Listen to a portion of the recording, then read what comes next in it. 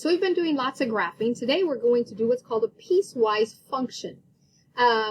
So it's a little different, not used a lot, not seen a lot, but we do need to make sure we know how to do them. So this is key, piecewise.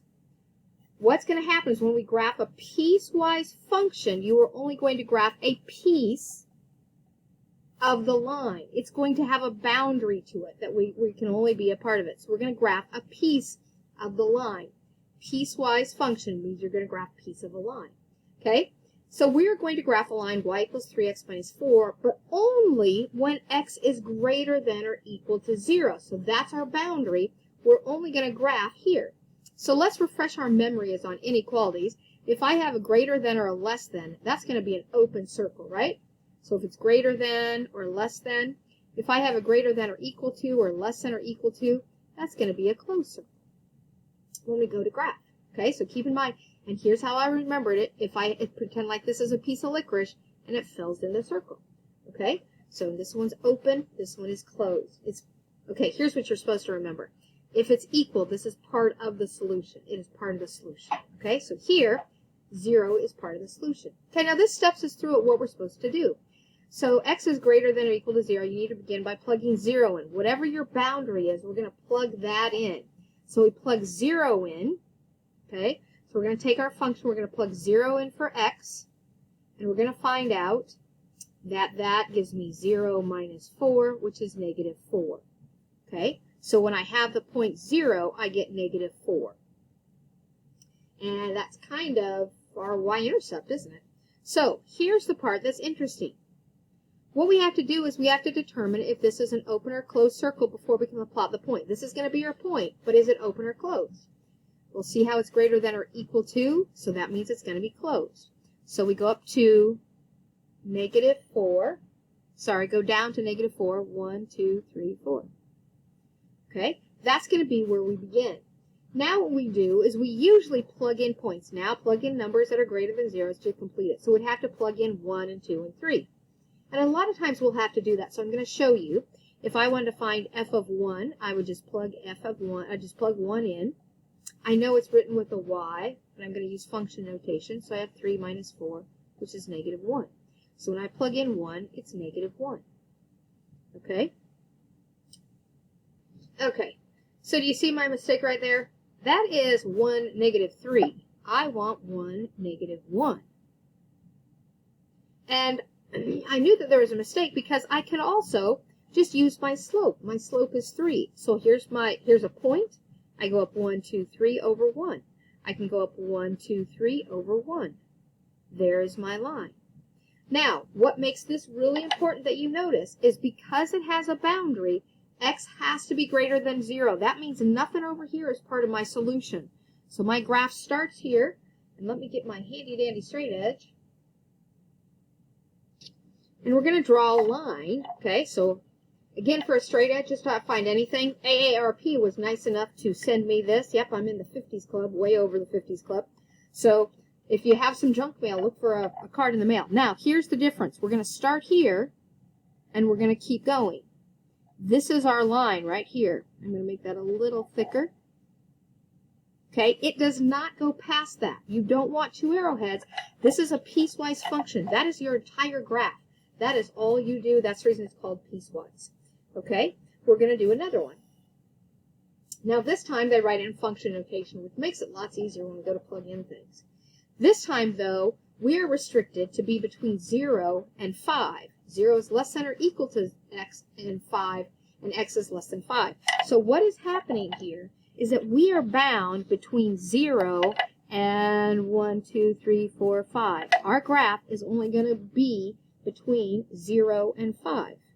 Okay, so here's 0, 1, 2, 3, 4, 5. So our graph is only going to be in this area. That's a piecewise function. It only works there.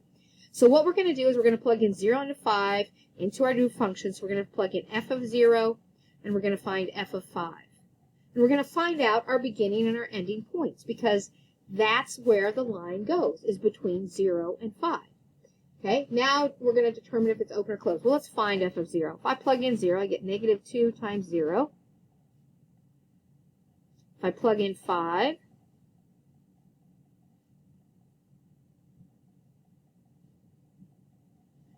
Okay? So, that gives me the ordered pair of 0, 1, and of 5, negative 9. Okay? So, we're going to, now we need to determine if it's an open or closed. Well, on 0, it's going to be closed because it's less than or equal to. So this one is going to be closed. This one is just equal to. So this one's going to be open. So now let's plot those points. We have 0, 1. Okay? And we have, and that one's a closed one, and we have 5, negative 9.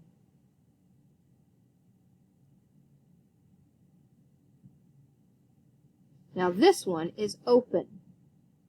It is just the point, and it's an open point. Again, handy dandy straight edge, go just from that point to just between the 2 points. So this is my entire graph. No arrowheads, because it does not continue forever and ever. It stops. It's only between 0 and 5. So this is my entire graph. From here to here, from x being 0 to x being 5. This is the only part of the graph that I have. It's a piece of a line. Okay, so go to the back. And we want you to try these, okay? So yes, I honestly want you to try this. I want you to pause the video. I want you to try these two. I, of course, will go through them in just a bit, but please make sure you pause them. Okay, did you do them on your own? If not, pause. I'm going to remind you again. Pause. Okay, so now that you've tried it on your own, hopefully what you did is you knew to find out g of 4. So negative 1/2 times 4 plus 4. That's going to give me negative 2 plus 4, which is 2. So my point is 4, 2. Is it going to be open or closed? Well, it's just less than, so this is going to be open. And it's going to start at 4, 2.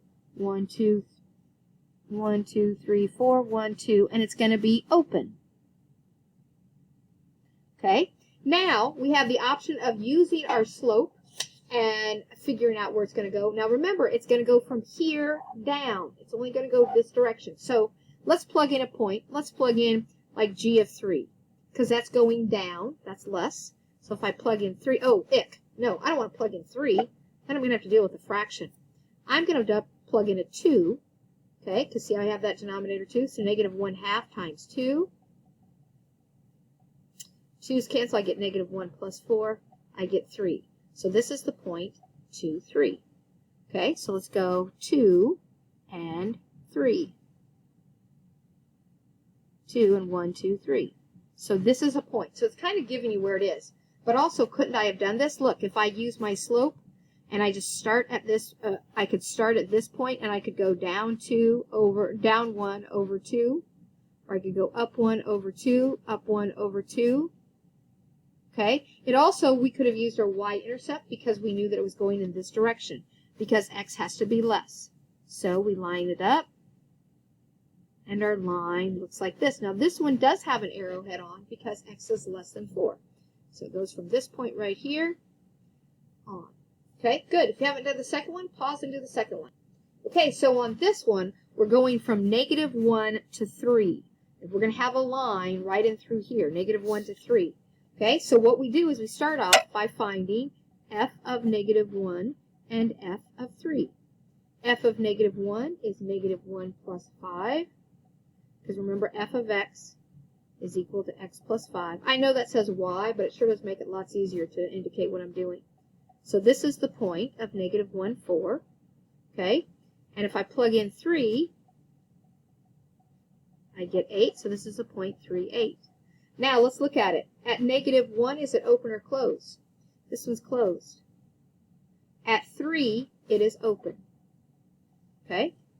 So let's plot each of these points. This one's a closed one, so we have negative 1 and 4, 1, 2, 3, 4. And then we have the point 3, 1, 2, 3, and 8. 1, 2, 3, 4, 5, 6, 7, 8. That is open. Okay, we just put a circle around that point. We don't fill it in. Now we take our handy-dandy straight edge, and we draw a line. And we're done. That's all we do. Okay?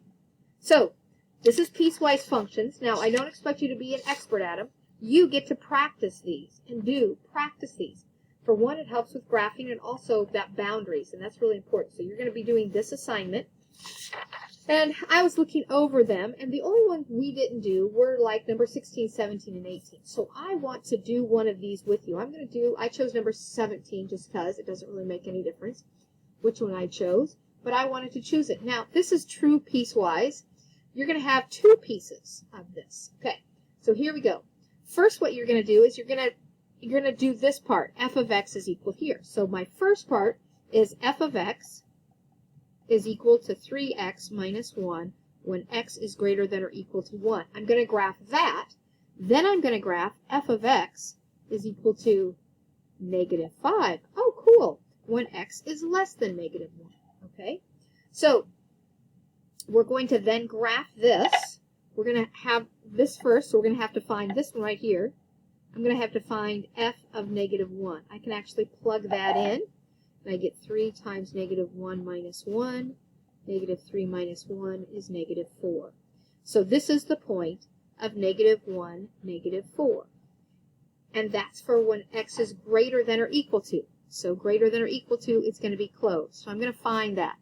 Negative 1, negative 4. 1, 2, 3, 4. So there's that point. I'm going to keep graphing this one.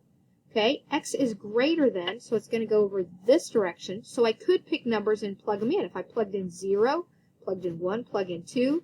I can also just keep in mind it's going to be everything over this way, so I can use my slope. I go up 1, 2, 3 over 1.